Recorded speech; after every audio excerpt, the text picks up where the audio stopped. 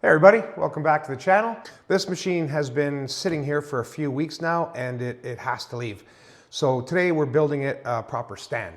And now this piece of plate that's sitting on that was our welding table, and it was really tough to make things on a piece of plate. The clamping was incredibly challenging and frustrating, and it just wasn't the way to go. So I started looking into welding tables.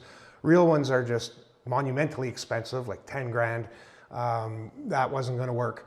A middle of the road one was around 5 grand, and we ended up going with the kind of the bottom end. But I'm going to just quickly share with you guys what I think of that and what difference it has made.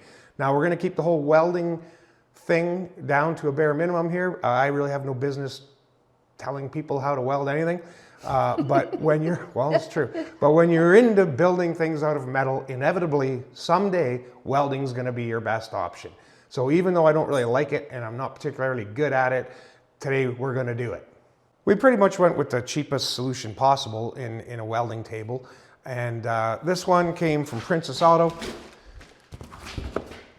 Picture of it, the box it came with a whole bunch of fixturing, clamping, alignment tools. It's not 3D, it has no sides, 3/16 plate, and it's on some legs. The legs don't look particularly sturdy in the picture, I don't think, but they actually are decently sturdy.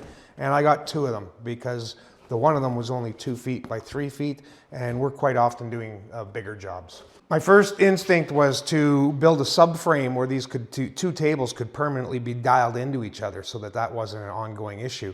And then I changed my mind because leaving the 2 tables separate, I could put them end to end and do really long things. I could have them separated and do really long things. I mean, there's a whole lot more options. I am forced to do a lot of dialing in to get them all to jive with each other, but that choice I made. So right away, huge difference. And for example, this kit came with a whole bunch of these little stops that pop into a hole. And so I have 2 stops along this piece of material, 2 stops along this piece of material. I slam that into the corner, and just like that, for free, you get a square corner. And that's awesome. And then I was able to carry on from there. This also came with adjustable stops and of course all these clamps. And so I have one entire subframe here, all dialed in. It's just about bang on, parallel both ways, square every which way.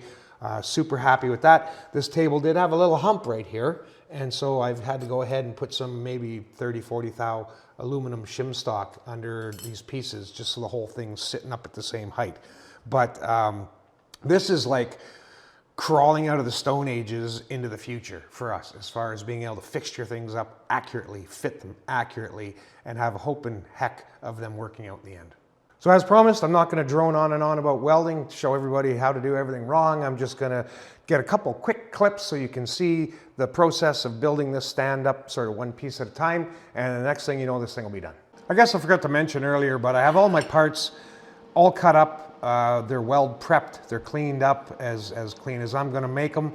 And I did all this off camera because I really didn't think anyone would be interested. So I'm all set to go here now.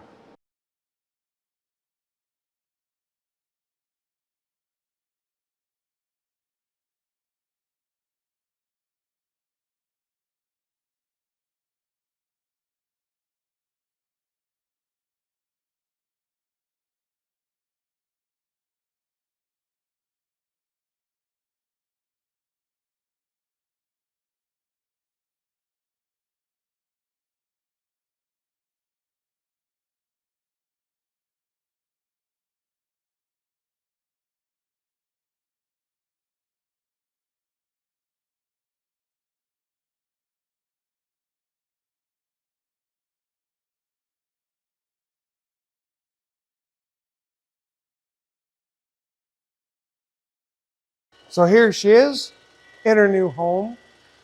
Pretty much the last available piece of wall. And it's happy on its little table. We've got some plywood in there. We painted that Lappy Mountain flat black. As anyone that's seen our tractor will understand, that's kind of how we roll. And there it is. I just love all that's going on underneath there. You get the power source coming from a particular place. I'm able to travel back and forth with this table.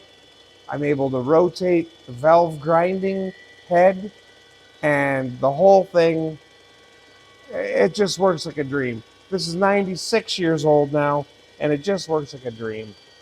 So here we've got the grinding wheel spinning.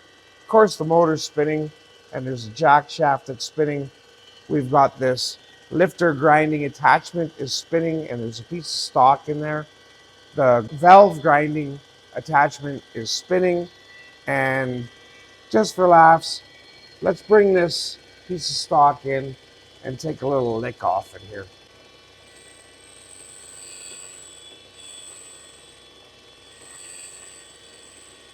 So that's putting a slight crown just on that piece of raw stock.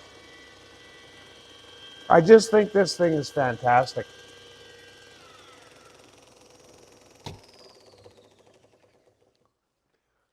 So that's going to do it for today's video, guys. Thanks for watching. To all our Patreon members, thanks a bunch. We'll see you guys in the next one.